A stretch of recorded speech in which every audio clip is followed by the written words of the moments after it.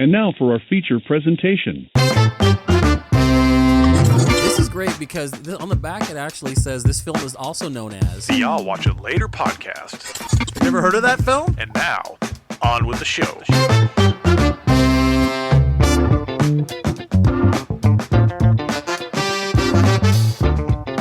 Hello, everybody, and welcome back to I'll Watch It Later podcast, the podcast, where we lie about the movies we've seen to impress our friends. As always, I'm your host, Aaron, joined by my best friend and co-host, Jordan. Hi, everybody. And producer who has the worst bed music of all There it time. is. Well, says the one person. My ride or die, my brother-in-law, Scott. Hello.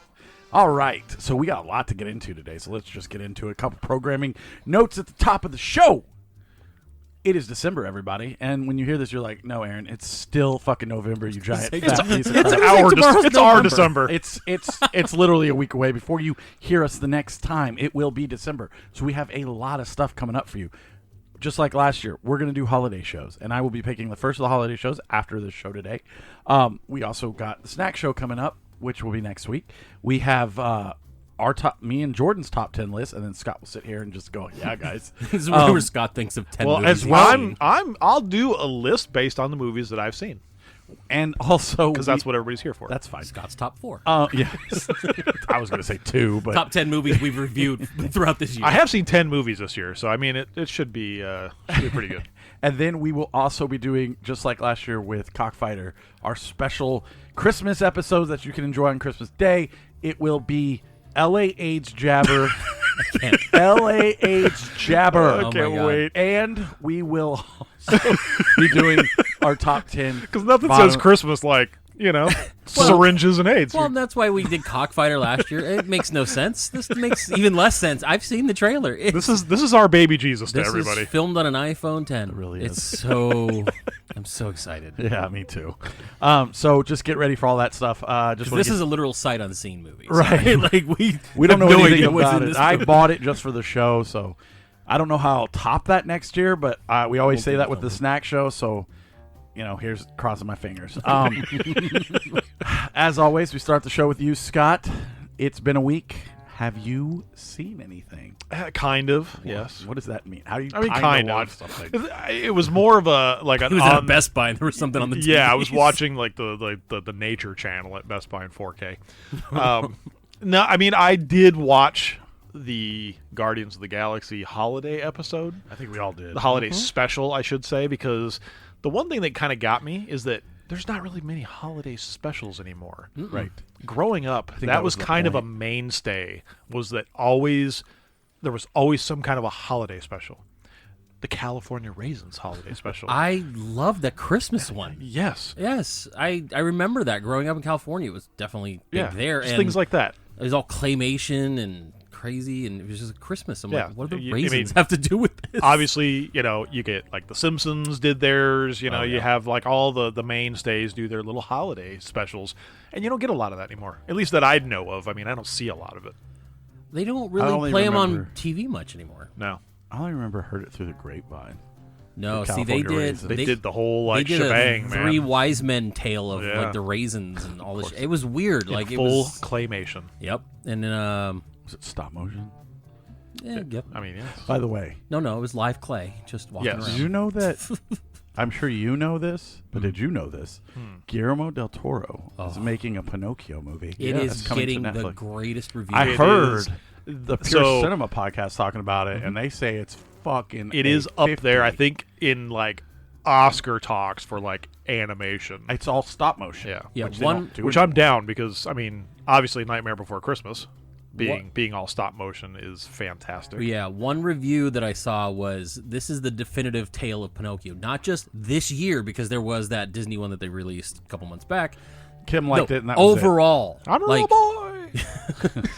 overall, this is the best telling of the story of Pinocchio. So I'm very excited. Guillermo del Toro, for me, can't do any wrong. Like, this dude is great. Me too. And we will get in the holidays, the Guardians of the Galaxy holiday special. I'm going to backtrack a little bit. Yeah, we'll get into it. It was Thanksgiving. How's your guys' Thanksgiving? my whole day was gonna be filled with movies. I didn't watch one fucking movie, but I did see movies. There's for the too show. much going on, like Thanksgiving Day, to even try to fit that shit in. So we watched some football during the day, but then Yes. I There's threw always on, room for football. I threw on the Watched all 3 games. Speaking of holiday shows, I threw on the Peanuts Thanksgiving. Yes, I did. Which see is the that. one where the lesbian and her friend invite everybody over to the house, and he makes popcorn. It was great. Which is the lesbian? Peppermint Patty. Okay. Like I just want to make sure I was thinking of the right one.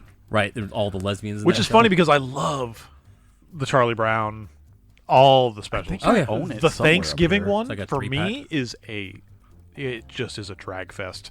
It's Like weird. an actual one. Yes, With a bunch with of drag Peppermint queens? Patty. Oh, Yes, gotcha. it's Explains drag all the fest. shootings. They're like, it's a raining man. It's weird because as I'm gotten older, they're slower. Like they feel slower for Yes. one, and they're shorter than I remember. I always feel like these were much longer. These are I like think they were only 20 about 30 20 minutes. 30 minutes. Yeah, but they little- had like 900 commercials. Yeah, and on that's- TV. That's what's weird about it. It's like I always felt they were longer, and I watched it, and I'm like, oh, that was it. It was such a small, quick story. Because I know that like back when we used to watch the boob tube, because Aaron is way too young for this. We used to have to wait for like the Friday night to watch the Christmas No, special I did. because the I did media that was too. not available to us. nope, couldn't just watch it. We're Couldn't throw like, it. hey, I literally just threw it on TV. It The was right Grinch there. is on next week. My mom was Set terrible, it.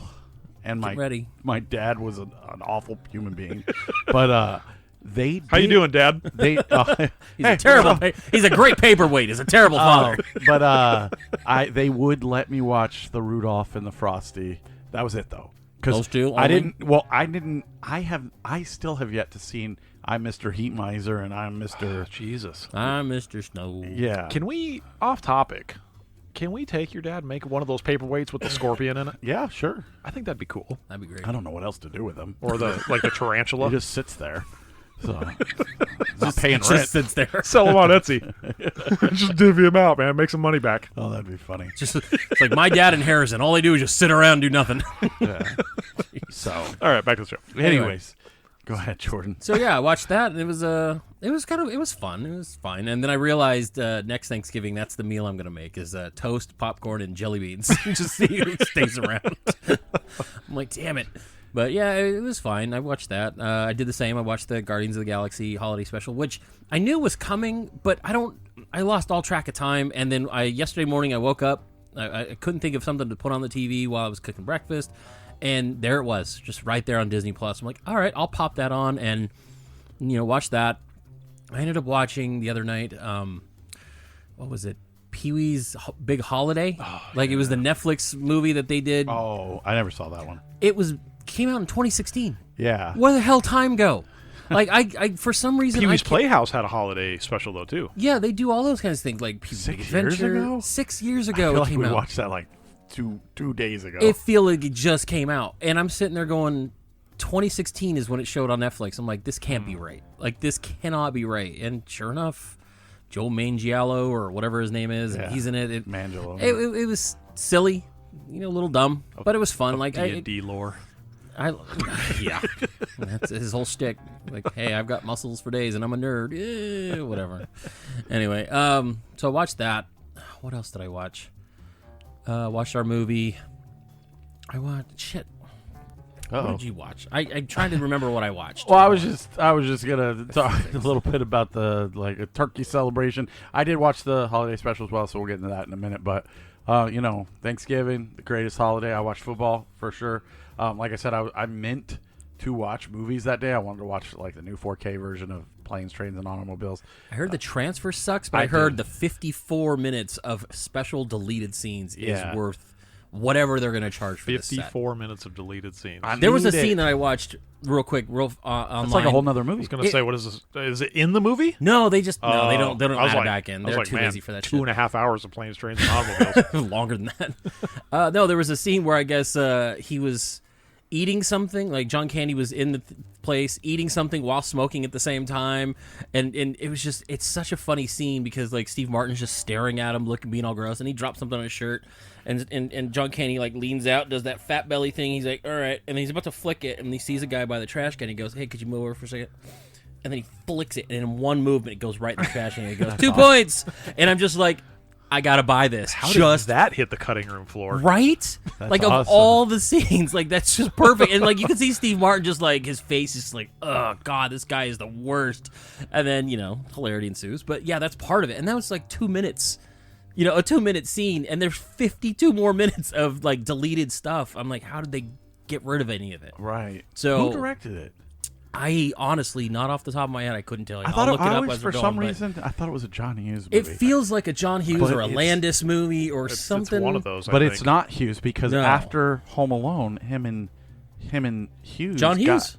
Are you serious? John Hughes. So this Yeah, must it have is a been John Hughes before movie. Home Alone. 1987, John Hughes. And Home Alone came out in '94. I believe so. So, because I didn't know this until recently, but John Candy did his cameo or whatever you want to call it in Home Alone for free, and they wanted him in the second one. Yeah, the Kenosha Kickers. And Well, I think it was wasn't it for like the minimum actor minimum or something? Did he get paid like no, $400? Yeah, he just wanted to get paid. Yeah. And John Hughes was like, "Well, you did the first one for free," and then they never talked again. Not never talked, but like they never worked together again. which he Weird. ad-libbed every line in that movie in his Oh, cameo. such a great scenes. Just in the what was Polka it? King.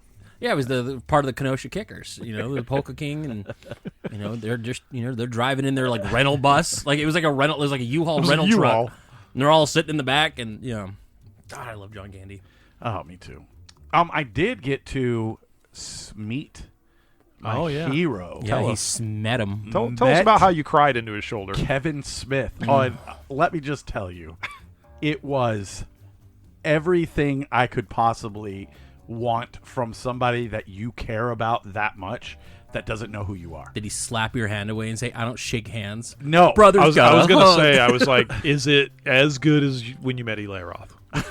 It's way better. So now you've got a bottom tier and Yeah. a top tier, and there's like that's where your You can gauge is going to be. only go up from one. Well, Kevin Smith, I think, is just he's so appreciative of fans that he even has fans that he's like that he's so nice to them. So the way it works is you watch Clerks 3, which we already saw. So you sit there and we watched it again, and then he comes out and does a Q&A, and they have these little cards that are like 5 minutes remaining, 10 minutes remaining, Like ring girls walking around with the Yeah. colors.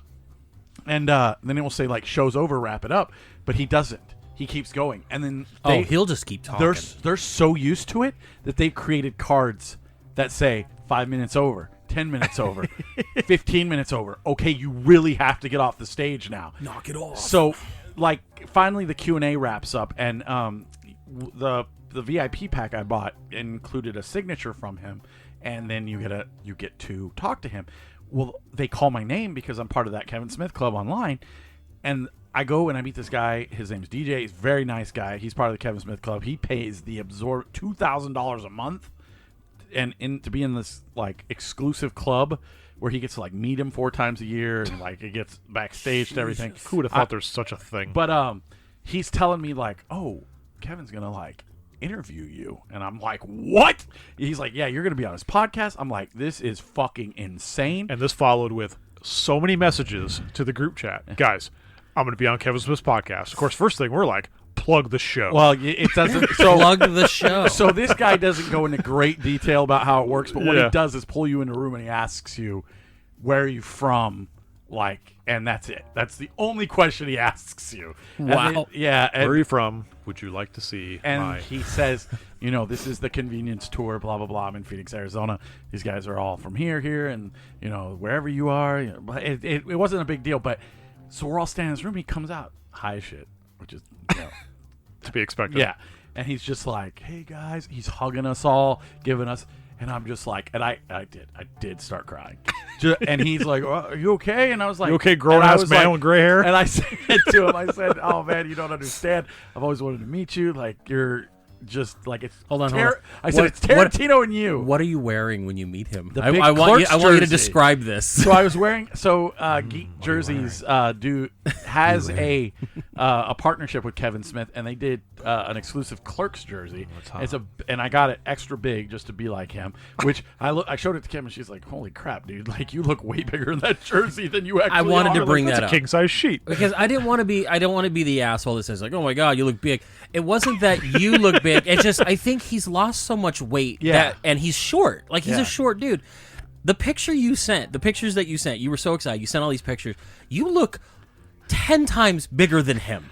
Like you are going to murder this person. Looks like a Simpsons character. It's just his fingertips are hanging out of the sleeves. Yeah. It was so awkward and weird looking to me, and I couldn't place it. And I'm sitting there going, I'm not trying to be mean. I'm not making fun of you in any way. It just I understand. The I saw the difference pictures. between the two was astounding. He looked like a small child. I walked up to Kim and I was like, "This is how big I've gotten. Like I know I need to fix some stuff, but this." And she goes, she goes, no. That pulls out a list. She goes, that jersey makes you look 40 more pounds than you actually are. I'm not gonna lie, she's not wrong. Yeah, like and I was you like- looked way bigger than you are, and that's why I was confused. I'm like, what the fuck is going on in this picture? I have not seen these pictures. I Of sent what? them to the group chat. That's why he's never seen them. They're in the group Yeah, chat. you that can't he's send like, shit to the group chat and expect me to Jesus look at it. Fucking Christ! 2 weeks in a row now. Just go Hold, back. I'm and going look at back through the group chat. So anyways, he's like, "Are you okay?" And I was like, "Yeah, man, you just don't understand. Like, you're one of my favorites. Like, I grew up with Clerks, blah blah blah." He's like, "Oh, I get it." He's like, "I really appreciate it, blah blah blah." I was telling Wait, did him he give you shit for crying? Because No, I would have been mad. Not at all. Could you imagine? He gave me a big hug, and he's like, I never get tired of people like getting emotional when they meet me, and I was like, I was just like, oh, I had the biggest smile on my fucking face. So he does the thing, and we go back out in line, and he already went around and signed everything, and he has like a handler that's like one thing, but he'll sign as many fucking things as you want because that's just the way he is. There was a guy from Asylum Records that specifically, which is a record shop out here in Arizona, which specifically stood in the back so he could get a box of shit signed. And Asylum, is that the one in Chandler? Yeah. So it was that the dude, like bald dude? Mm-hmm. Oh, that guy's everywhere. Yeah, and he's kind of an asshole. He is a real asshole. Hey, you hear that? Bald guy from Asylum He's Records? not listening, but he's part of the Mad Monster group. He's part of a lot of Funko Pop groups. He used to be like around like rock stars and shit like that. For a long time, I stopped talking about him because his wife died suddenly, randomly, like a couple years back. But now it's been enough time. He's a fucking asshole. He is a real big asshole, and Sure time to return he to brought the asshole box, He and does. he got That's all 3 he things does. signed, and he pulled the box out, and Kevin was going to sign them, and then the handler girl was like, no. You got to stop. Because he wants to resell at Asylum Records. Oh, I'm aware. And somebody was telling me that in line. Listen, Kevin Smith's signature isn't worth anything. Do you know why?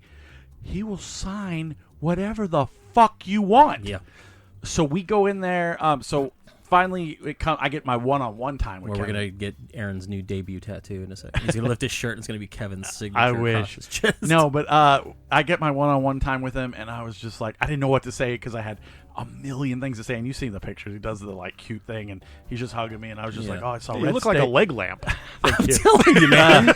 I was like, thank you so much. fragile. Like, I saw Red State in Afghanistan. He's like, thank you for your service. And I said, why did you kill Dante? That's all I could think of. Spoiler. I mean, we already talked about it. But Yeah. He's like, what do you mean? And I was like, and I told him, and I was able to get this out. I said, I consider those characters existing on a plane outside of my universe. Like, those are my friends. Like, I talk to those people. That's all I know. Now you've made me come face. You killed a friend of mine. You killed a friend, and that's what I said. You killed a friend of mine, and you made me come face to face with my own mortality. And he's like, well, that was the point. And I'm like, I understand that you had a heart attack and almost died. But I don't need to be reminded of that. I don't need to be reminded of that when I'm watching my characters. And he's like, well, I really appreciate, you feeling that way. And I was just like, I love the movie. They turned to like, Aaron and he goes, that jersey looks awfully big on no, you. he's told me, he goes, I love Aaron that pulls his jersey. kids out from under there. You can just sign these.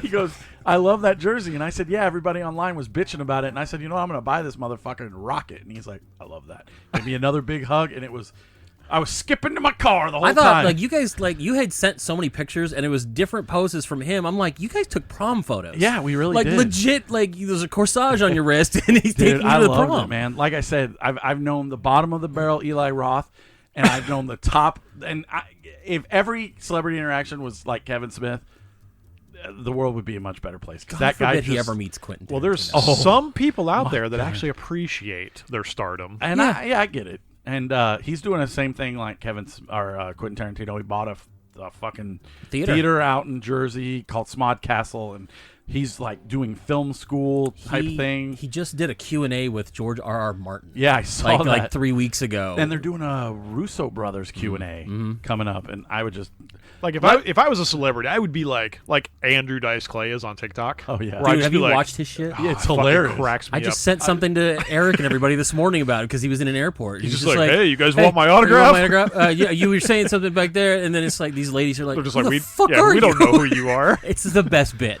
It's I laugh very so funny. hard. But that's I'm actually genuinely happy that you had a good experience. I was a little worried. I know enough about Kevin. I've seen a lot of his stuff and I've heard a lot of stories. He's a very personable guy. So I wasn't worried that his part of the interaction was going to be good. I worried about you and not you're having a regret of not getting out the thing that maybe you wanted to do. Like the second you're there, it's like blank. Right. Like you get in front of these mics and then just nothing comes I out. would And then thank God that Aaron's favorite celebrity is not Howie Mandel. don't hug me. Don't touch me. No, germs. it wasn't about the touching. I with love to Eli. little It was monsters. the fact that he was blaming COVID and not wearing a mask or doing anything. Oh, yeah. You And can't sit in a everybody room was full of sitting there, people and like I'm that. like, okay. Like I understood once Yeah. he said that. I was like, okay. But I would not have understood. I'd just been like, you're making excuses, you fucktard. I would have looked him right in the eye and been like, then where's your mask? go back and make another Hostel, you fucking prick. Those movies suck.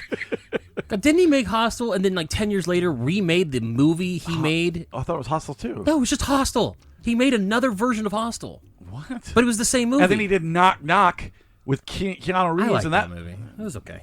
I mean, it was like one of those like Anna straight to de DVD Armas, yeah. kind of movies. It was all right. It was in the theaters for a hot second. Oh God, if I remember that. Anyway, so Kevin Smith, but That's all right, awesome. Yeah, I'm glad. Let's talk about the Guardians holiday special. You're more into it than me, so go ahead. I'm more into it. Mr. Loves Christmas. Okay. Oh, So right, I love forgot. Christmas. No. I hate Christmas, guys. Gurgle or humbug. Yeah, see, but at least I'm consistent. On the other podcast, they also brought that up, that I don't like know, Christmas. No. Yes, the Guardians of the Galaxy Holiday Special comes out. It's another one of the 45, 50-minute one-off Marvel feature presentations. They're doing this whole feature presentation thing, which, honestly, I kind of dig. Like, I love these little I like self-contained the things. smalls. The smalls are good because I think people could fit them in. I feel like me. He likes them small. I don't. Men. Men. Fit them in. I was Fits the talking men. He can directly about Aaron. Fit men in that are in that small. jersey would fit us all. in Yeah, that he can jersey. handle a small one. It was, 45 minutes, self-contained. It's still part of the bigger story. Obviously, there's pre-Guardian stuff that they had to address, and there's post-Guardian stuff that they addressed. But it's still self-contained, where if this didn't exist, it's not going to ruin the overall MCU. Same with Werewolf by Night and some of the other little things that they're doing. I thought it was great. And I thought where you guys felt the emotion when you guys watched A Christmas Story Christmas, I felt it here. Like, there was stuff toward the end of this that had me, like, all... like I just met Kevin Smith. My eyeballs were red. I'm like, okay, I'm not going to cry, but I wanted to feel Well, you know that Marvel characters are not superstars. I mean, We'll get into that at the end of the show. I'm already going to talk about that because I can't not bring it up. So, but true. we'll definitely talk about that at the end of the show. but it was fun. Like, it was a fun... It was fun. It was a fun little story. It dealt with some little loose end, little Easter egg type situation, like with Bucky's arm, and just like things that James Gunn is just good with. And it kind of almost bums me out, but also gives me hope that he went to DC, because now he's going to right that ship, and we might get some fun stuff on that side of the world. And that's what I never thought of, like, not never thought of it, but I don't like the battle. Like, oh, DC is better than Marvel, Marvel is better than DC. I want to like all of them. I want to enjoy I everything. have no desire to hate, be like, oh, well, here's another DC Yeah, movie. for the Gotta love hate of it. God, all the DC movies that are out, at least Um, give us some Now, stuff that's worthy. I will tell you this, and I do feel this way, and you might feel differently, and that's fine. I am over superhero stuff. Like, I even think all the Marvel movies are it's just, I have no desire to rewatch. I don't care about anything that's going on. Well, we That's- drank from a fire hose for the last, 10 years, 15 years. I know, but I need a break, or I need something else, because it's like, we're going to continue the story that we've been continuing for 20 years, and it's like, I don't care anymore. And that's what I loved most about the holiday special, is because it made me care Oh, for about sure. characters that I did not give a flying Mantis. fuck about. Mantis, Kevin Drax, Bacon. Fucking Star-Lord. I liked the little cartoon before mixed with the 6 live Degrees action. of Star-Lord. I just enjoyed the experience where it was this one contained story that doesn't have some crazy impact on the entire universe. And I think if Marvel moves away from this fucking dedicated goddamn storyline where it's like it has to be forever, but it makes more of these. It was a grassroots of holiday specials, though. Right. It was what, like I was talking earlier, it is what reminded me of a holiday special when I was growing up. Well, because it made zero sense. Why on earth would fucking Kevin Bacon be singing Christmas carols with a fucking band? You know, I mean, I like that part. That's what I'm Old saying. 97s. It was so fucking off the wall as a Christmas special to tie it in with the Marvel Universe that I actually enjoyed watching it. They go to Earth. You know, the shenanigans ensue because now they're on Earth. You know, I mean, it's so fucking ridiculous, and it was actually fun to watch. And see, because they've ingrained this fucking like the Avengers and everything's connected and blah blah blah. Why didn't they show up? Why didn't they show up when they would have known that there was a spaceship? Somebody in the Avengers fucking universe would have known. And they would have shown up. I laughed at that part when they're like when they cross into Earth, and she's like, And "You did put the shields on, right?" And he was like, "Yeah, absolutely." And she's like, "Why are all these people fucking looking at us?" And Well, he it's like reaches over and turns it off. Turns it off. And she's like, I clearly saw you just do it. He's like, no, I didn't. Nope. Like, I think those two characters Total played Aaron well moment. off each other. Nope, sure didn't. I think what's great is that this felt like you said, the old holiday specials of the past. Mm-hmm. It had an animated story at the beginning. It was almost like a multi-camera TV show before they went to Earth. Like, it felt very small in such a big universe, and they did their thing. It was silliness. There was jokes constantly, and then they hit you with the feels. Like, you know, the basic premise is at the beginning, you know, Kraglin's telling a story how Peter and Yondu kind of got into a fight on Christmas because Yondu was like, you know, knock this shit off. This is a Terran thing, whatever. And then, like, he wanted to bring a little bit of joy to Peter because, you know, they've, you know, are moving past some stuff from Part 2 and, you know, Endgame and all these things. And then it turns out Yondu, once again, is probably the best fucking dad in the MCU. Like, what the hell, man? And then they tie things together that you don't think would have tied this way. You find out how Peter got his guns. You find out why Yondu liked those little characters. How much they cared for each other. And like I said, he's the greatest dad in the goddamn known universe, and it sucks that he's gone, but it was a nice way to bring him back into this little world for a second, and then you realize, shit. I wish they would have done it live just to see Roker. I'm sure there was issue. I think they were literally claymation short of being just that reminiscent of a 60s, 70s Christmas I special. did think that. I was like, God, it would be cool if they did like a claymation type. Yeah. Instead of the animated intro, like if they would have done like a Rankin and Bass type thing. Right. I would have been like, that probably would have been the cherry on top of that whole series. And I like the soundtrack. Soundtrack's fan-fucking-tastic. Also always kills it. Smashing Pumpkins. Fucking. I know. I heard Smashing Pumpkins like Christmas music. Yeah, it was awesome. I'm gonna have to download that. No, yeah, they had it up. I think a day or two before the special came out, and I refused to listen to it. I didn't want to know anything yet. But yeah, now that it's out, I definitely want to copy that. Just you didn't want to know what songs were on there? No, sometimes that shit kind of, you know, changes things. Like, I've been burned in the past. Like, Aaron's like, I knew the songs, I knew the script. No, I didn't even know it was coming out. Like, Children was on the set. I, for some reason, thought it was next week. Like, I thought it was like next Wednesday. I thought it was closer to Christmas. No, I knew it was this month. I just didn't think it was like this week. So. Gotcha.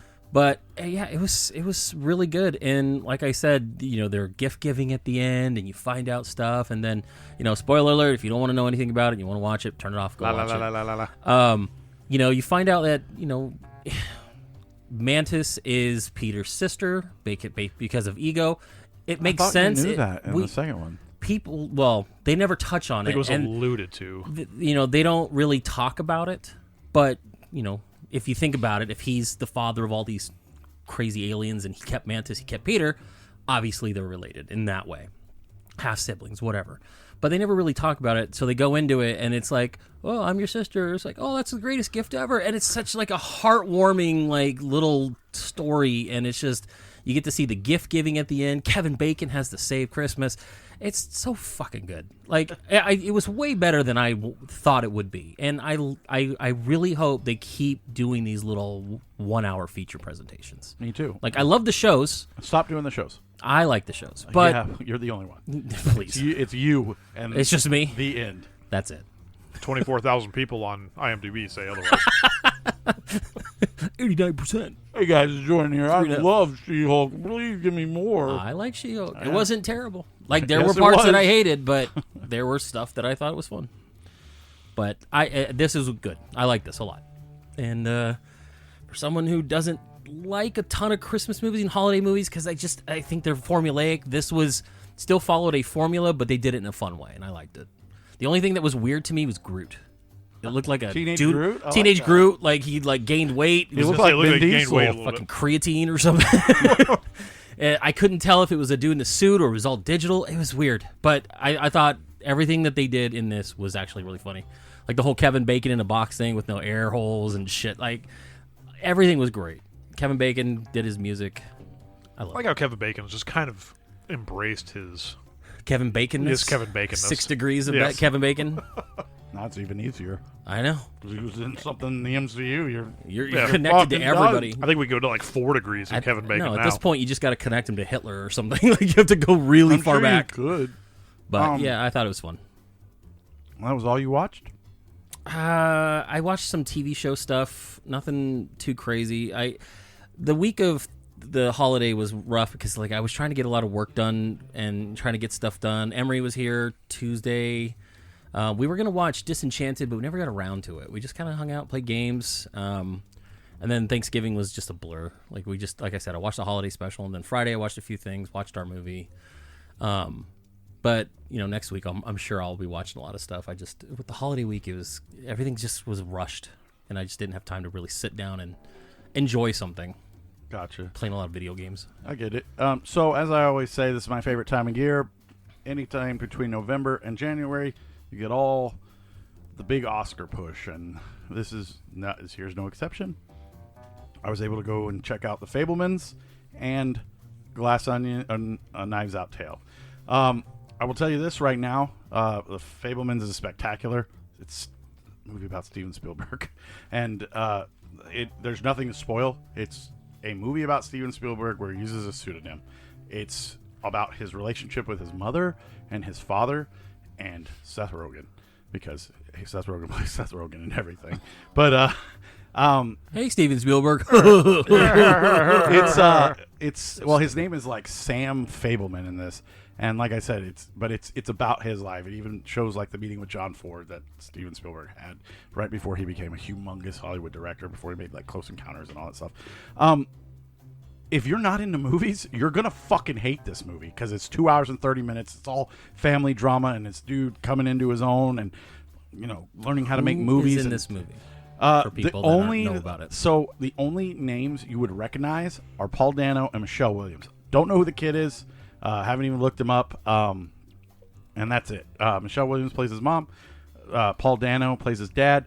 And then Seth Rogen plays Uncle Benny. And they're yeah. From Lethal Weapon 4, the Chinese guy. So his dad is this genius who's like the first inventor of like computers, but he has to like work his way up, and he keeps getting moved around the country. And his wife is like this struggling genius who's losing her mind mentally. And at some point, there felt like he wanted to bang his mom or something. At least that's what I got out of it, but not really. You kind of figure out what's going on. If you don't figure it out, I wouldn't say you're stupid, but you're not paying attention. Is the and then, like I said, it's like him making all these like short silent films. Like the opening scene is them taking him to see the greatest show on earth at the movie theater. Hugh Jackman. He's like, no. From now on.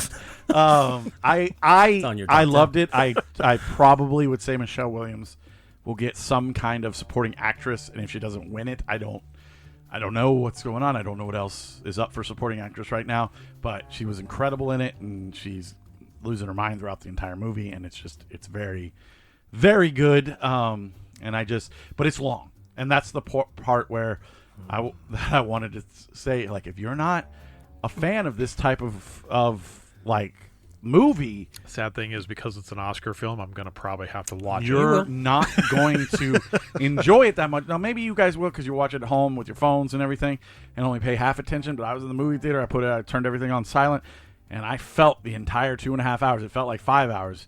It's not a slow movie.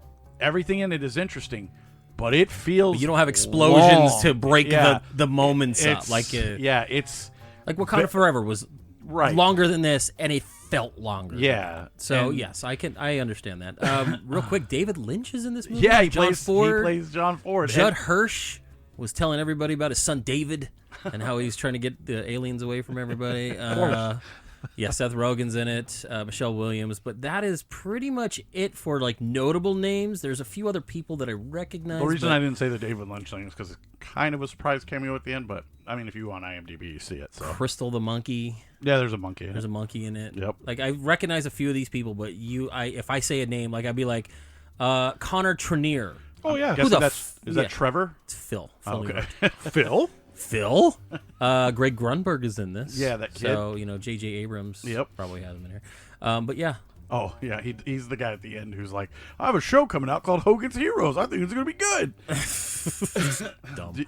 But so like I said, highly recommended if you're in the Oscar movies. If you're into, I mean, if you love Steven Spielberg and you just want to see a story about his life, this is for you. However, Directed by Spielberg. yes, and if you're not, and it's kind of crazy because like Catch Me If You Can, Walken is dressed like a certain way throughout the entire film. Yeah. His dad is dressed that exact same way throughout most of this film. I felt I could see some of the movies that he directed in this, and you would you'll like once you watch. Is it, it a you'll period understand. piece? Like, is it actually set back in the 60s, 70s? Yeah. Okay. That's what I was saying. He makes I just wanna John make Ford sure. because he sits down. He's in his office and you see like the searchers and like who shot Liberty Valance. Yeah. I can't ever remember the name, but yeah, and he does like a quick spin, and Gotcha. it's all of his movies, and it's just, and then David Lynch walks in as John Ford, and you're like, oh my god, I didn't know he was in it until I saw him walk in the door, and I was like, Gotcha. oh, so it was awesome for me because I was like, oh, this is a movie about Steven Spielberg, and David Lynch is in it. Just randomly. I'm like, sick, and he's playing John Ford, considered to be one of the greatest directors of all time. Interesting. So yeah, and then on the other side, I did see the new Glass, and you guys will all be able to see it on Netflix. I'm not sure when. I think It's a week. It's doing a theatrical run for about a week, and then it'll be on Netflix. I think next week or the week okay. after. So it'll be very soon. I wanted to see it in theaters because Pure Cinema said if you're going to watch this, watch it in theaters first if you get the chance. So I said, okay, I got the chance. This is just as good, if not better, than the first one. I think the cast of the first one's a little better, but the story in the second one is great. Like I told you last night, it's a little predictable in my opinion, and what I mean by that is the killer is a little predictable. The rest of the story is not predictable at all. Like, I didn't predict anything. I knew who the killer was about 30 minutes in. It's a 2-hour movie, but I didn't predict the rest of the stuff that was going on in this film. And watching Daniel Craig play that character, I could easily watch 15 of these movies. Well, He's good, because so- they're making at least 2 more after this. yeah, so. and Ryan Johnson, I love him. he's so good, and this movie is so good, and I have to watch the movie this is based off of now, Farewell to Stella or whatever the fuck it's called. Hold on, let me look it up. Yeah, I've heard people say that this is really good, but it's slightly like I hate using this term because it's probably not like this, but sillier than the first one.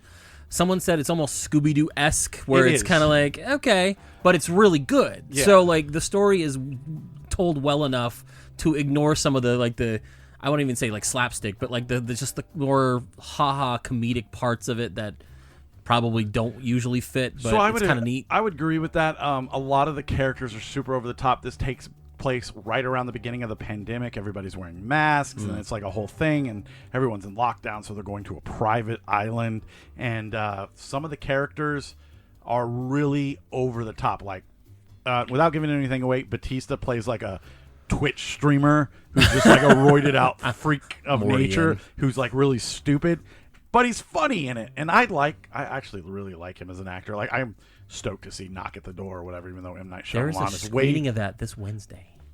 I work. I know. Otherwise, I'd be there. That's why I never really pushed it, because they've been pushing. You should go and tell me if you liked it. If I can make it, yeah. I mean, I'll see what I can do. I mean, they've been offering tickets for. Yeah, I know. I week want now. to see it so bad, but he's really good in it. Norton's really good in it. Daniel Craig blows you away. I think this is like Was the that role. an allusion to him being gay? He blows you No, I just think because he is. Is he? In the movie? He is. They've come out and said that character is gay. Benoit Blanc or whatever his name is. Although they don't allude to it. Or I'm just anything. saying, like there was a bunch of articles about it. It's like, oh yeah, it's canon that he's actually gay, but they don't really focus on it. I was like, okay, well then why mention it? Right. Like, stop being stupid. You wouldn't know Yeah, I was watching the gonna say. movie, so I don't care either because it's not about that, and that's another reason I like this movie so much. It plays a little bit on politics because COVID and stuff like that, but that isn't the focal point, and it's really fun to watch. It's kind of fun to watch the whole thing unfold, and like I said, like Kate Hudson's in it, and she's fucking annoying, but she's good. She's good. I haven't seen her in forever. Exactly, and you gotta. I can't wait for you guys to watch it. And actually, it's 2 hours and 20 minutes flies by. I was actually surprised when it ended. I was like, "Are you serious? We're already at the end?" So if we're going by time, he spent probably 6 hours. 5 or 6 hours at the movie theater theater last yesterday. night. Yeah, Okay, just because apparently I don't love my parents or my family, according to no, Jordan. gotta get out of the house. But Too much time. Those are two movies I highly recommend for different reasons. One is very, very entertaining. The other one is just a love letter to people who love movies like us. I'll watch it. I'll see it. And to be honest with you, I didn't know anything about the Fabelmans up until recently, like within the last week or two. Like it just all of a sudden showed up, and then everyone's talking about it. I made sure to avoid all the trailers and everything. I haven't seen a trailer. I'm not even going to watch one either because I'll probably just watch it. And this isn't going to ruin anything for you. I already knew what it was about before I even watched it, but I was just like, well, why is he using a pseudonym? We know this is about him. I mean, it's not that self-indulgent to make a biopic about yourself. I think it's a little weird. Can you think of any other movies where someone said, I directed the biopic about me? Like, this is my story about me. No, but they're also saying that this is his last film, that this is Spielberg's last film, and he's kind of in the same mindset of Tarantino where he wants to go out on top. And this is a fucking excellent movie. Not everyone's going to agree with that, but it is really fucking good. And I think he wanted his last movie to be a movie about himself. So I want his last movie to be Jaws 5. Jaws 6. Like, the return of Super Jaws. And he's fighting people on land. Somehow still gets Michael Caine in it. I'll let you set up here. Get ready. Get ready. I'm not going to until you're ready. So I'm always ready. Oops, are you sure? My camera's on. Why wouldn't it be? Let's take pictures of you. So, but there's still under movies the table. I need to see for the Oscar stuff. The Whale.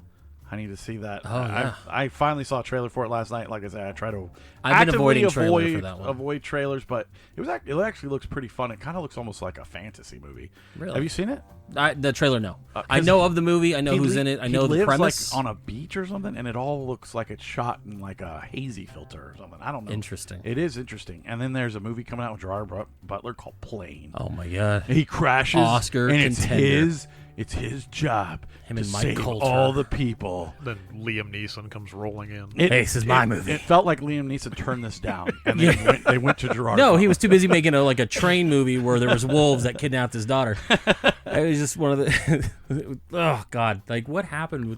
Did you hear Liam Neeson?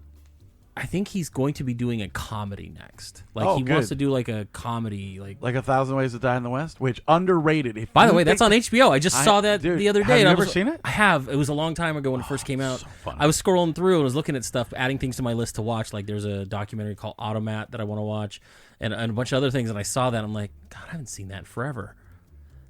I'll watch it later. I went past it. But no, it's funny because I saw that in the theater with a friend who used to be my friend, and then and Kim, and we were laughing so hard that I had to watch it again because I missed so many jokes. Like the part where they're talking about the dollar. He's like, "Take your hat off for the dollar, boy. That's $1." And it's hilarious. I gotta watch it. You gotta watch it. I gotta rewatch what I'm rewatch talking it. about. So, all right, Scott, we watched your movie this week, or as I like to call these, Scott's Layups. What did we watch this week, Scott? This week we got the thriller directed by Brian De Palma from 1981. No one's ever talked about this movie. Blow Out.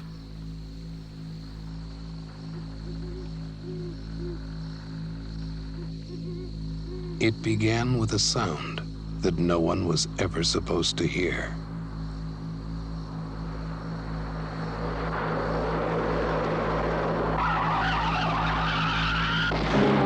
He's the one who saw it? Yes, he says he pulled a girl out of the car. I would like you to forget about her. Yeah, that's what I heard just before the tire blew out. You're right, it was a shot. He recorded a murder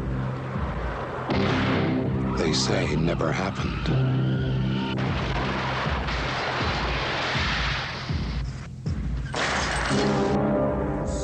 There's still loose ends, witnesses. The girl, I've decided to terminate her. Terminate her.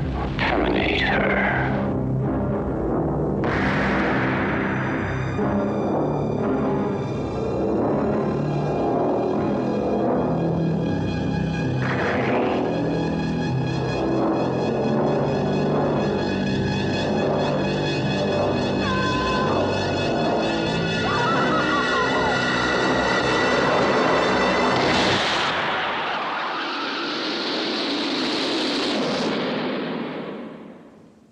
Brian De Palma's Blow Out.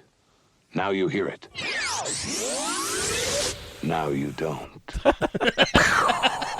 I'm just going to be real with you. But was there a sound before that? If you're into movies and you're listening to this and you haven't heard a Blowout, like, you're doing yourself a fucking great disservice, because this movie is everywhere when it comes to any director on the planet. Like, when De Palma made this, which was a huge commercial flop, which a lot of people consider this to be the movie that ruined John Travolta's career. Which is crazy. Well, I was reading up on it, and you're right, but I think it was the nail in his career at that time. Right. He had done, I guess Urban Cowboy didn't do as well, and then there was another movie around Urban Cowboy that also Grease, didn't do well. because they it wasn't even Grease. It was something else, and then this was like his last ditch effort to get back in, and then it fucking failed him. And this is what Tarantino saw and got him into Pulp Fiction. Pulp Fiction, yes. But thank you for taking that from me. You're welcome. Well, I mean, I was so excited. Yeah. Well, you know what? I'm gonna. You don't even know the things I'm gonna do to you when it regards to your picks. Oh, what does that fucking mean? Anyway, all right. So yeah, a lot of people consider this to be Brian De Palma's masterpiece. Somehow I've never seen it. I've seen Dressed to Kill. I've seen Sister Sister. I've seen the shitty, it's not shitty, but it's the most overrated film of all time, Scarface. But for some reason, this kept eluding me. I've owned the Criterion. Said it here. You heard it here first. I switched to the 4K, and it just sits there. I watch this on HBO yeah, Max. it's the only one that just sits here, by the way. Well, I wanted to. So now that we have seen this, I'm not even gonna try and front. This movie's fucking excellent. It is such a good movie, and I don't know what people wanted in the fucking 70s when they saw this, but Travolta is firing on all cylinders. He's fantastic. He had whatchamacallit. He had insomnia through this entire movie, makes him super broody. It's a neo-noir with John Lithgow just killing every fucking scene he's in. Nancy Allen is not just the scenes, but the women in them. Yeah. Nancy Allen's great. It's all good. There is not a bad thing I have to say about this film. So you guys can say whatever you need to say.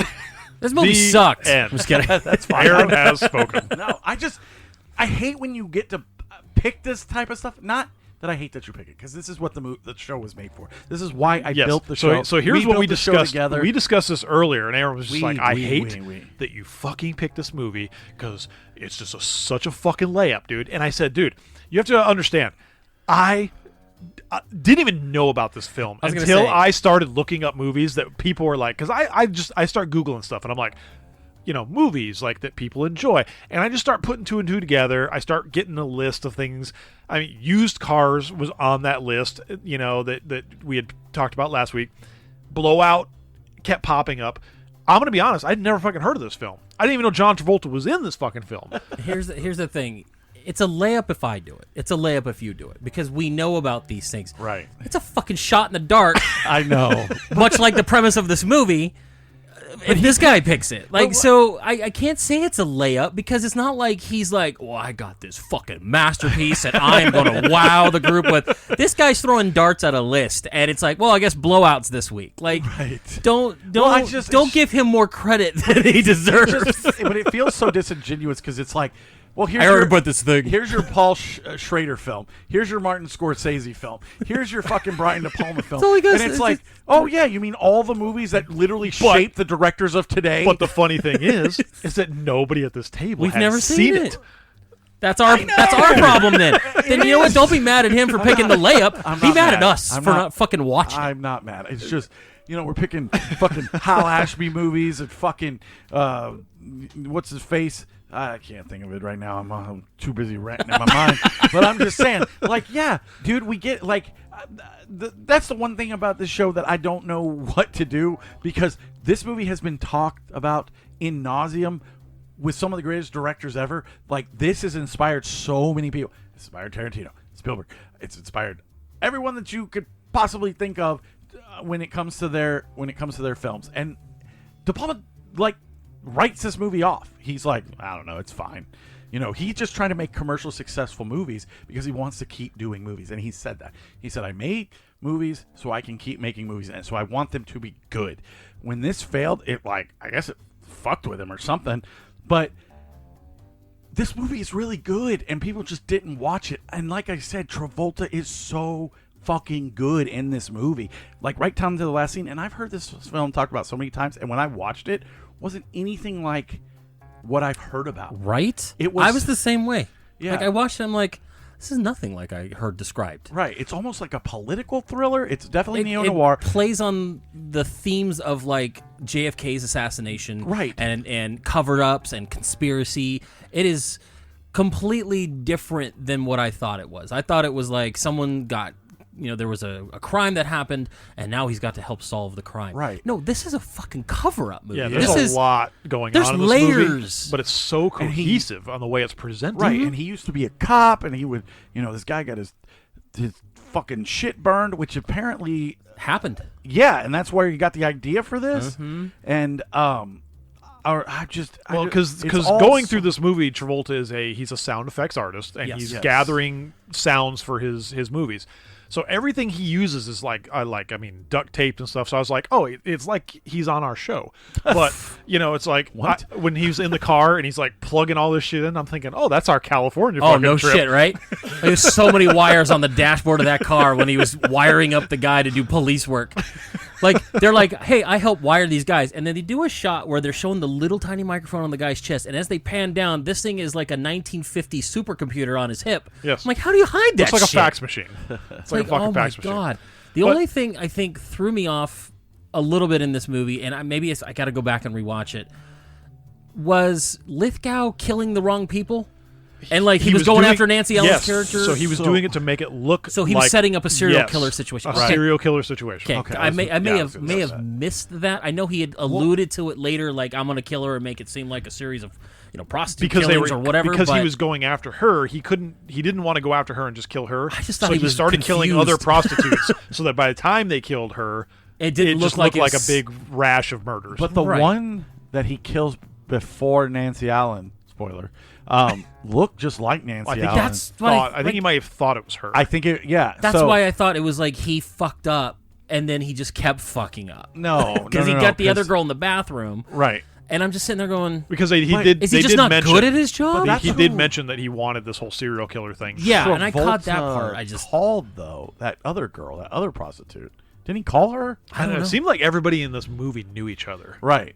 Small town Philadelphia. Yeah, at one point, it's Dennis Franz, she knows him, and all of a sudden he's a fucking character. You're like, oh, she knows him, and they're in it. They're in this thing together. Yeah. So early on, when he's on the bridge, okay, first of all, this movie starts off like a giallo. Yeah, it does. I thought it was. And I thought it was too, and I'm sitting there going, I like it, but I was also That's what I thought. I was taken out of it at first at the beginning. I'm sitting there going, sound effects of him breathing. The sound effects were bad. You could hear the wind, and it's you see the killer, and then you don't know if it's just they're trying to get a person's eye view, or is this really a person? Because there's parts where he's like right next to people and then hides. And I'm like, how did you not see this fucker? And it's really bad. And then it's the setup where it's film footage. It's a movie they him filmed. making the movie and doing And he's inserting terrible his tracks. slasher film. Oh, Yeah. the Probably worst. Grindhouse, something And like that. it was such a weird, but also now that I know it, was a good way to start it. Right. Because it sets up Travolta's character very well. Yes. And then later on, you get more backstory, like he worked in, like he was in the army, he doing, radio work and all this stuff. So you gave him more layers, that he wasn't just a movie guy gathering shit. He was, he had experience investigating shit, and that's what starts the conspiracies in his head. What I saw something, and I had to rewind it like a couple times just to make sure. When he's standing on the bridge and he's taking all the sounds and all this shit, and he's being a weird creeper with the couple and all that stuff, he sees the accident happen. He goes down, jumps in the water to go get Nancy Allen, and later on you find out there was someone else in the car and he's died. The guy behind him. Yes, I thought it was like a fuck up in the movie or like an extra, because he oh shit, and then he goes and then he runs and he does this stuff. Well, that's what sets up the whole But conspiracy. was that Dennis Franz? No, Because the angles of the pictures wouldn't have made sense. Who was the one that ran? Because I thought that was that guy she was talking to. Like, it's not a pimp, but it was like her friend or something like that. I don't know. I don't know who it that was. guy I don't was. know. Because you see him running on the bridge, too. Yeah. This is like a multiple watch film. Yeah, like I had don't to know. go- I wanna know go that back. they mention it, but I don't remember what the actual point was. Because you got to think, Lithgow was in the bushes. He shot the tire. So Right. he's up here. I'm doing something visual. You're welcome, Well, no, everybody. because they Dennis Franz's character does mention that he had the footage because Right, he was but he out was- there but- filming. but- right, if you that's see- what it was. No, but see, if you see the pictures that he took later on when Travolta's getting all the footage and making the little flip book and doing all the... But there was multiple bridges, so the bridge that Travolta was on was a walking bridge. I understand and that, where but- Dennis Franz's character was under the bridge, it was facing the road, which saw the car coming That's in. what is it where was. He filmed He's right. But later, those pictures show the car coming off the bridge into the water. Right. But the character Travolta had to jump where the But car went no. in. See, then who was the guy? He that, ran across the bridge. I understand where ran Travolta past ran. him and then into the water. So he was behind him. I under understand, the but walking the bridge. angle of the it's pictures just to would fuck up be where like he was across at. the bridge, like in a different area. I don't know. I have to maybe go back and watch it. But the angle was just, it couldn't have been the guy looking at the car going over, which Travolta would have had to do to jump in. It had to have come from the opposite area. Like it just had to, angle wise. No, because the way I see it, because the car was coming from this direction. He was on the bridge, and I know anybody listening is not going to understand what Yeah, the it's fuck very I'm talking visual. about. You're because welcome. I'm making hand gestures. So the car was coming this way. He was under the bridge here. I So he was understand. shooting that. So if you look at the way that he pieced back the footage from the still pictures, It's fucking Zapruder film. Like, it it's is just fucking back and to the it is- left. It is almost directly where he was standing because he was up under the bridge. I'll have to go almost, back and look. almost directly across from where the road Right. was. Yeah, I understand what he's saying. He wouldn't have to be back because the way the bridge was facing Travolta was because when he points out at the thing, it's directly across. It's almost below. I know. So he was shooting down. It would have made sense. I'm just saying because it looks like there's a bridge and then the car's coming off of it. You're seeing the front end of the car going into the water. Travolta jumped in here. No, he jumped in from the backside. Yeah. Because he Well, I'll rewatch it. I may be wrong. I'm fine with that. He ran across the walking bridge. Remember, he Yes. came down, and the guy was he ran in was in front. a black jacket. He Just- ran in front of him, and that's where you see the guy under the bridge. So he ran in front of him, and then he jumped, and the car was facing this way as he jumped into the water. I'll rewatch it. I'm not saying you're wrong. For some reason, visually it didn't make sense, and they never allude to that him being Dennis Franz. We'll assume watch later. it after this. I'm sure. Yeah, I'm sure there's got to be a snippet of something. I'll rewatch it later. It's the follow-up podcast. But this movie has way more layers than I expected it to be. Because then it ends, and you're like, well, "Fuck! How fucked up is John Travolta?" But that was a So- great ending, and we'll get to that later. Yeah. but- I know. So I'm gonna maybe I'm off, and I have not heard this. Okay. But okay, does John Travolta remind you a little bit of Travis Bickle? Just a little bit? Because to me he does. Not in the sense that he's like the way he sees the world, and it's like You know, like I would say maybe the way, like not to the assuming the extent. best of people. right. I think you see his progression as he's breaking down through the movie. Oh, he's kind of going a little crazy. Because, Right, like because- you said, the insomnia bit, in the he's personal. because he's wrapped up in this conspiracy that people are trying to cover it up. So they're deleting his tapes. They're doing this whole thing. So he's kind of caught up in this thing where you can see his frustration building because he's trying to out this murder. So the murder is essentially I pulled up the scene. a guy he's a Congress guy that's like he's going to run for president.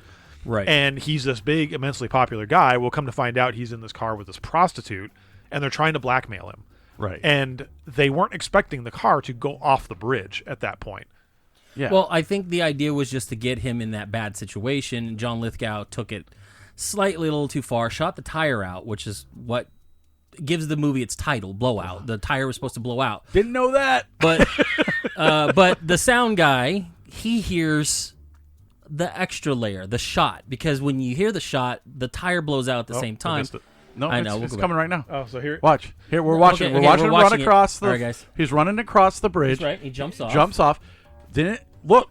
Dennis Franz right there. Okay, you know what? I thought for some reason the car was facing another way. You're right, because then yes, it would have come off this way. Yeah. Okay. So he got. See, we he got- solved it, he got- guys. We did it. We did it. We did it. Okay, We so did see it. that makes sense because for some reason, I watched this late last night, so I thought the car was faced this way. I thought you watched it this morning when you said that thing about Daryl Brooks. No, I was reading up on it, and I have a story about that whole scene. Right. It reminded me, and I was like, we pulled a Daryl Brooks.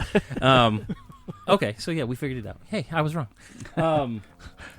That's normal. No, it's happened once. I'm glad I could get you guys straight here. I agreed with you. I was like, what the hell is he talking I thought about? the car was faced a different way when Travolta jumps into the water, and Right. if it was facing the way I thought it was, that angle wouldn't have made sense whatsoever. Right. But seeing as that the car was faced this way, yes, it makes complete sense. I'll draw this up and we'll post it on Instagram. Everyone can see Hell all yeah. the angles we're doing. Please do. Back and to the left. Back into the left. Like draw a little Homestar Runner, or whatever that guy. Email. Yeah. Be like, all right, you're the bottle cap. You're the piece of glass. Okay. What's that rock? That's just It's just a rock. Con Air. love Watch that movie. Oh, that's just a rock. But yes, I don't know. I like this a lot more than I thought I would. And Yeah, it's not That's because exactly what I said. it started off a little weird. It got real good, and then it ends, and you're like, well, Travolta tells this story that he wired up a cop. He was trying to find corrupt cops and stuff like that. The guy sweats on the pack, starts to burn his body, and it results in the cop getting killed. So he's carrying around that guilt. Then, spoiler alert, gets to the end of the movie, can't save the girl. Yep. And then he ends up using her So screams in the depressing. movie because they couldn't find someone to fill that role. He uses that, and it's like, Which is fucking nuts. Which I didn't see coming. no. I did not either. I mean, usually something like that you would think would be very predictable, but I think because you're caught up in so many moving parts of Layers, this movie, man. it comes out of nowhere because they're filming this movie and they keep telling this girl, they're like, this scream is so bad. And she's really just bad. like, I'm getting killed. dude, that I like when the two scream at girls were doing it, too. Yeah. They were just beating each other. The scream at the beginning of that movie was. It's laughable. I laughed out loud. It's the I worst thought it scream. was so funny. And even he was like, "This is terrible. Yeah. It's terrible. You got to do something better." And he's like, "All right, man. Well, like, do something. Give me something better." Right. And the whole movie, like that part of the whole movie, is just this guy trying to get screams, and he's bringing in the different girls, and he's trying to get this dubbed over scream to make it work. And then finally, at the end, you get where he recorded her because he had the prostitute He wired put it up. wired on her, too. Like, he's just not good at that part of his Yeah. job. And as she's getting killed, her real She wasn't that screams, they end up smart. dubbing in. No, she's either. an idiot. But she is slowly becoming one of my favorite actresses of this. Carrie and fucking. I forgot she was in the Carrie. other ones. You know what's weird? I first saw her in RoboCop. Yeah. Like that's the movie I Okay. know her from, and to see her in other things, especially like stuff like this, it's kind of cool because like I was just so used to her being in RoboCop 1 and 2. And I think she was in 3 as well. She was in Carrie. She, like I said, Dressed to Kill. Well, see, but been a bunch of for me, stuff. like I've seen Carrie, but I don't think about a lot of the other characters because I know Travolta was in it, and I know, Sissy Spacek. But for the most part, I couldn't tell you all the little bit characters and little side characters and whatever. Now I'm gonna go back and see. Okay, I recognize you from this. I recognize you from this because now we've been watching a lot of these older movies and things like that. I didn't know Nancy Allen was even in that, which is kind of cool. Yeah, it's very cool. I love her to death. So I don't know what there's really much to say about this. Here we go. Favorite scene of the movie. Let's start doing some of this kind of thing. Like, what would you pick out is your favorite part of this movie? Just as a little microcosm of this entire thing, because I got one that I could tell you almost right off the bat. My favorite scene in this movie is probably the end when he runs up to the thing and he the big American flag and all the fireworks, and he stabs Lithgow and then he finds her. That's probably the best scene in the film, in my opinion. Slashed, not slashed, but like he took the garage. Yeah, ketchup line across her throat. Yeah, that was probably my favorite scene, just because it was shot so wonderfully.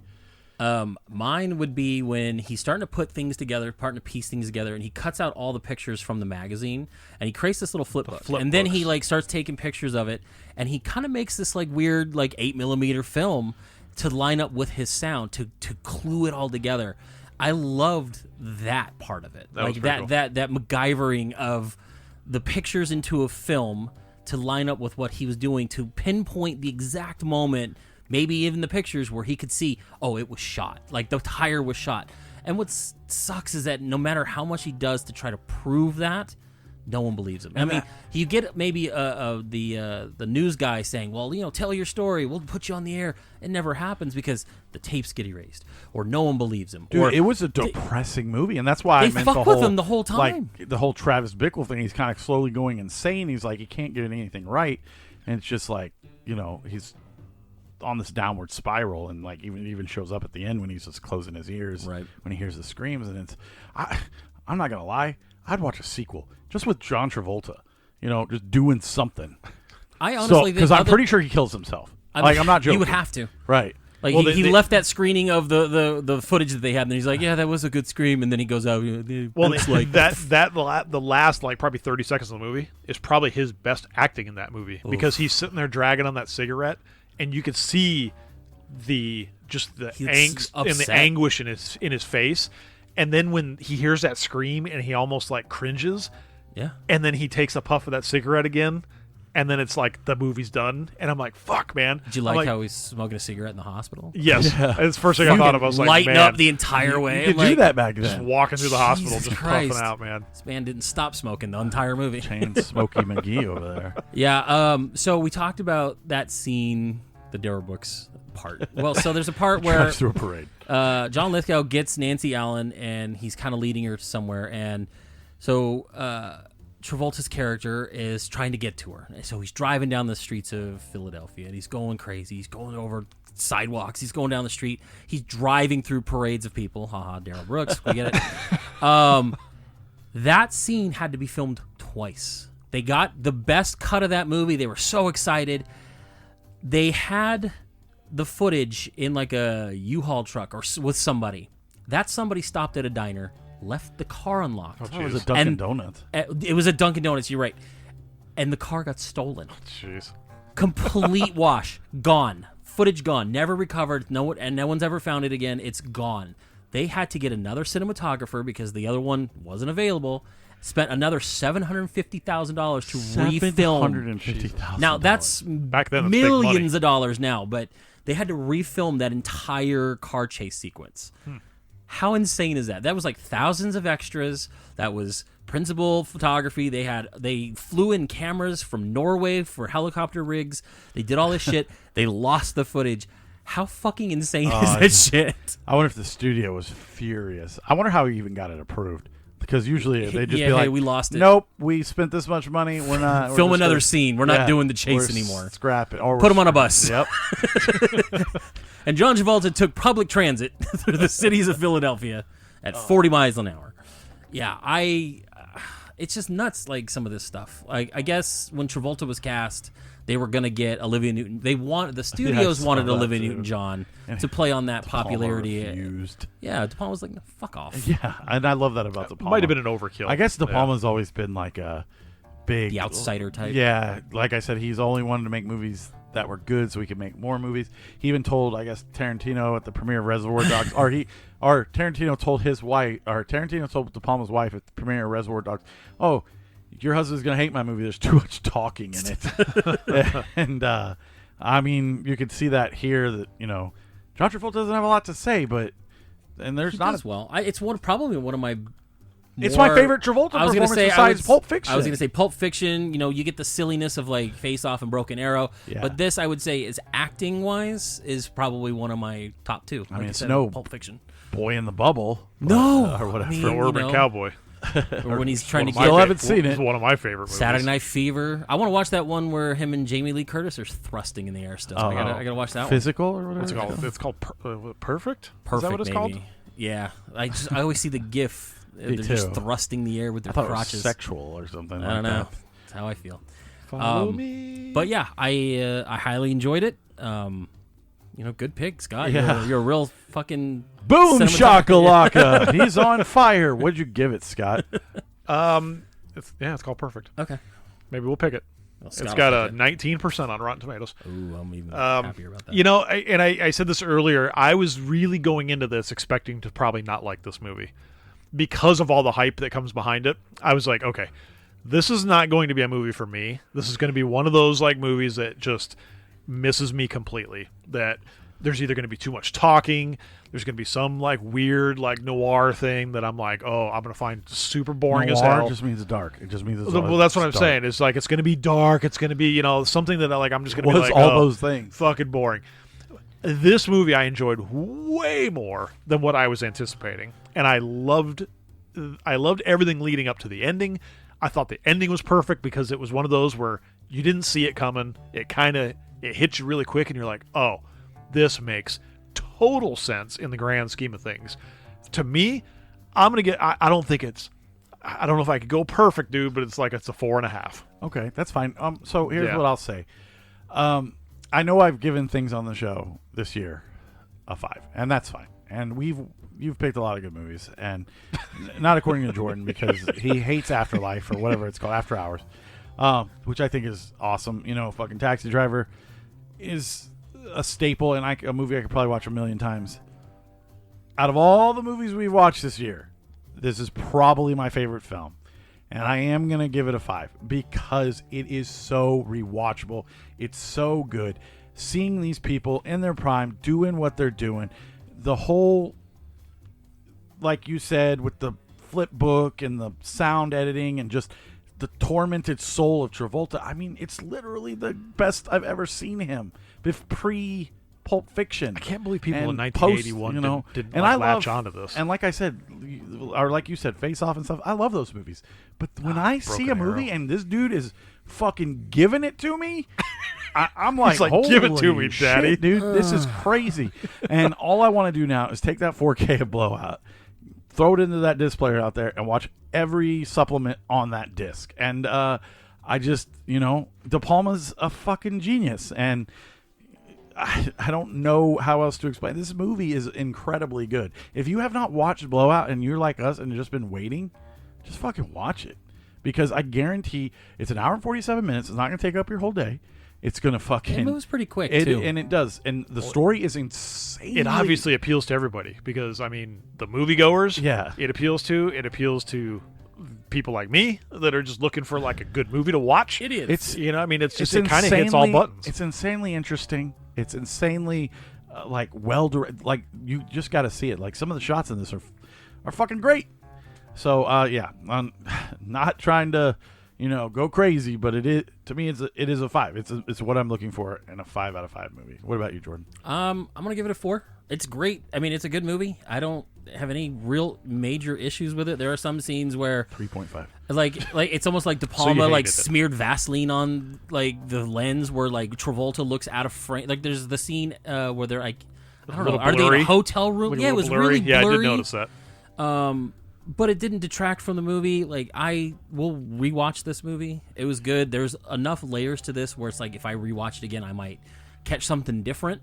Like, it's not just a straightforward one and done. It's like, watch it again. There's going to be something you missed. Right. There's going to be something you weren't paying attention to, or obviously, I don't know what way cars jump off bridges. So, like, obviously, I've got to rewatch it. You have to make your own flip. Make a little flip book. Well, it's funny that you say that because I don't know why it's funny you say that. I can't believe I just lost my thought in the middle of talking. I think what you're talking about is that he used a film technique that kept the background and the foreground completely in focus, which is hard to do. It was basically camera lens work. These two, of the same lenses with camera, and that's the way he did it. Yes, but it wasn't even so much that, because there was a scene where he was talking to Nancy Allen. It was in a hotel room or in his house or something like that, and there was a scene where he's just talking to her, and he just had this weird haziness to the outline of him. It wasn't even the background was hazy. It was him. And I don't know if it was just intentional. Like, it was like a technique where it was like, you don't know what's real. You don't know what's, going to happen next. You don't know who's on whose side of things. There are so many little layers. Why I loved it. And then no one gets their comeuppance. Not one person. He doesn't prove the conspiracy. Everybody goes about their business. Nancy Allen's dead. He can't prove anything. John Lithgow's dead. So the guy connected to it is gone. So you can't pin anything on anybody. It's all for so nothing. It was nothing. He did all this work, and jack shit got solved except for the woman got killed. So all the loose ends on this conspiracy were wrapped up, and he can't prove a fucking thing. And that's what's frustrating and amazing about this ending. And maybe that's why people did not... people are stupid. Yeah, cling on to this movie in the 80s because they were used to these 70s movies that had like happy endings, and they were all like, oh, the bad guys win in this. Yeah, the bad guys do win for sure. in this. Like, and the funny thing is, the bad guy didn't even want this to happen. Right. They had this phone call where John Lithgow was talking on a phone booth, payphone, and he's talking to the guy who set this up, like his, the political opponent of the guy that ends up dying. And he's like, look, we didn't discuss this. He's like, oh, yeah, no, we did. This was part of one of the plans I came up with. And he's like, well, that's the plan we said no to, you asshole. He goes, well, I had to improvise. And things happened. And, I'm going to take care of things. This is what's going to happen. We're going to get rid of the girl. We're going to do all this. And he's like, don't call me again. Nothing ever happens to that guy. Nope. Everything's fine with him. Everything's coming up roses. Nothing happens. And it's like crazy to think about that all this movie takes place. You're right. I think Travolta's probably going to kill himself. Yeah. Nothing happened. He can't prove the conspiracy that he knows for sure is a conspiracy. He had all the proof. He put all the puzzle pieces together, and everyone involved is gone. And it's funny because, the killing yourself thing is not funny. Don't kill yourself, obviously. But what I'm saying is, like, after this guy got killed that he set up for the police, he dropped down making shitty grindhouse movies, living in a dark apartment. He's gonna spiral because he actually liked Nancy Allen, and he didn't even know this cop. He even told her she had nice So tits. eventually someone's going to figure this out, though, because there's going to be some rando dude doing magnet fishing on the side of the road. I just watched another video He's going of to that. pull up the reels that Lithgow threw into the frickin' lake. It's just, you're not wrong. I just literally watched a video of someone pulling up an old motorcycle frame, right, doing that. I'm like, I need a fucking magnet. All right, guys. So I'm gonna talk a little bit about the Tarantino stuff here at the end of the show. But before we do that, I will announce my next film. So as always, next week will be a snack show, and then we will get into holiday films. Now, let me preface this by saying I have looked at the list of holiday films, and there isn't a lot I haven't seen. So if you catch us all picking holiday horror, that's just the way it has to be. And not because, we like to keep it, a little, like if one of us picks a horror, we try not to pick another horror the next week.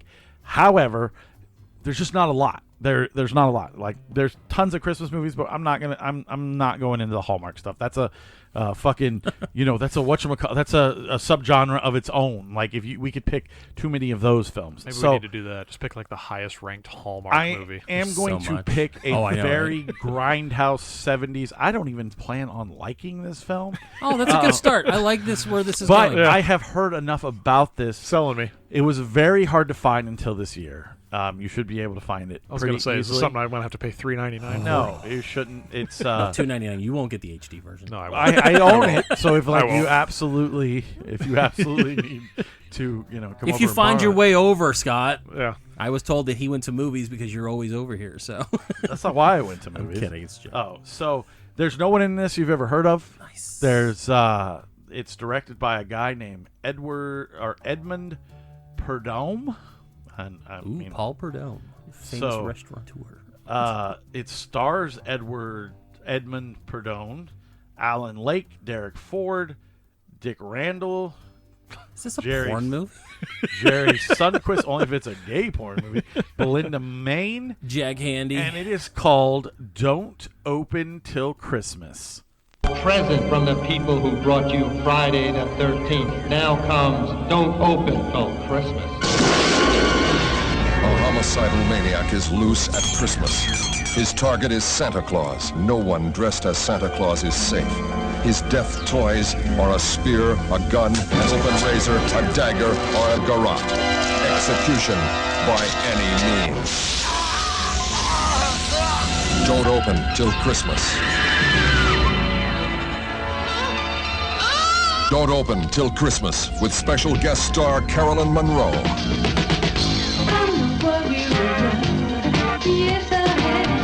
Don't open till Christmas. So, Santa, did you bring me any presents?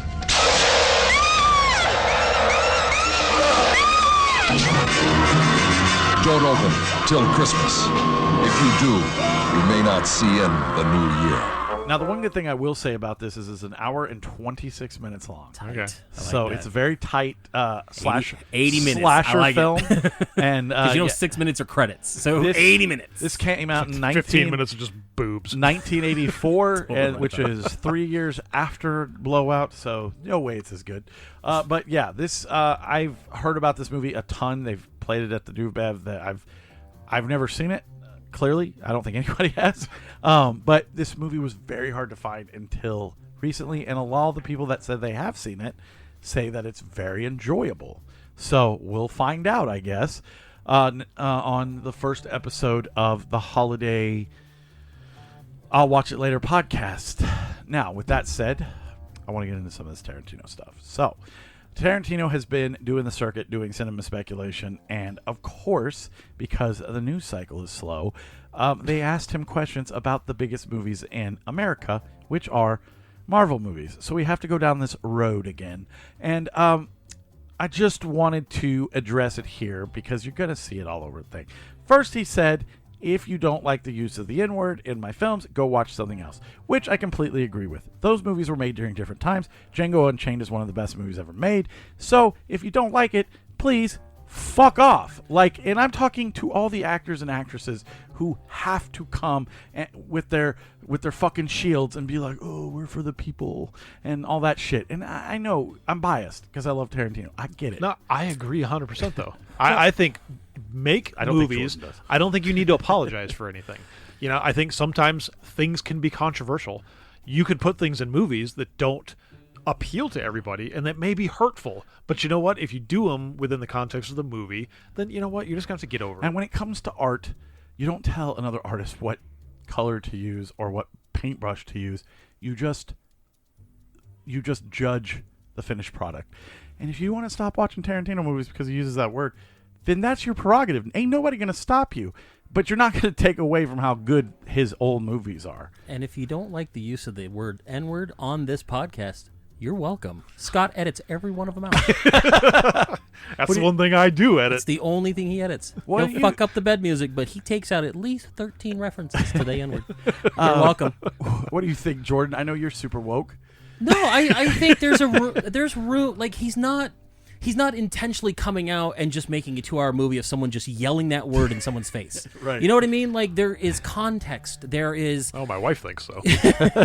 Well, stop saying it to her. It's... I can understand people nowadays feeling they want to be represented, and they don't want to be represented in a bad light. But in the context of what he's making, it fits. It's not overly used. I mean, maybe in Django, but Jamie Foxx sits there and makes this movie. If someone is against this, they won't be in the movie. So find something else to bitch about. Right. Like, you know what? I am the Mr. Left in this room, and I still find sometimes there are lines that you don't cross, but he doesn't cross those lines. He makes movies. He makes period movies. He makes movies of the 70s, 80s, whatever. Because those are what he loves because the most. that's those are his love letters or whatever you want to call it to that time frame. They're gonna use. I mean, we watched fucking Dolomite. It was every 3 words. And that was made by a black director, a black screenwriter with an all-black cast, except for Whitey. Fuck him. And then, you know what I mean? Like, so don't tell Quentin to stop using that language when that was the language that you want to use. Don't sit there and be like, my N-word this, my N-word that, and expect everybody else to not use it ever. I'm not saying you have to use it in a hateful way. It's not. If it's 2 black guys in a scene your friends are gonna cancel talking, you, bro. I have no friends. They're in this room. Where? But you know what I mean? Like, in the context of a Marvel movie, you're not going to use that kind of language. Right. You're not going to use it in a Christmas movie yet, not until next year. Welcome to mine and Aaron's new movie we're making. But you know what I mean? Like, Blackie's Christmas. That was funny. There's context to what he does. Absolutely. It's not done in a hateful way. But the problem is that the amount of people or the people that are getting it's this offended weird by it are thing. people who don't need to be offended by it. It's just this weird thing where, like, He's been doing it since the first movie he fucking made. yeah. Right.